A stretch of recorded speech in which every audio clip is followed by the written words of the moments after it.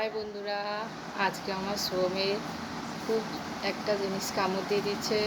ওর খুব শরীর খারাপ, তাই আজকে ভিডিও বানানো যাবে না। খুব শরীর খারাপ, মানে কি কামড় দিচ্ছে ও বলতেও পারছে না। কালকে কামড় দিচ্ছে, আজকে এখনও ও দেখছো মুখটা দেখো ওর। ঠাকুরের কাছে এই কামনা করি ও যেন ভালো হয়ে যায়, বুঝছো।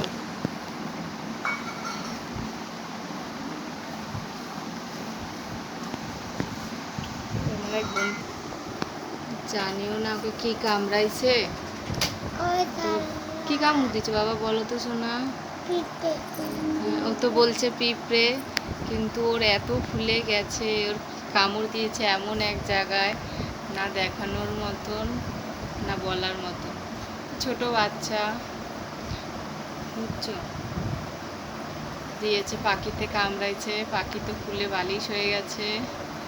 ও একদম নিতিয়ে পড়ে রয়েছে শান্ত হয়ে।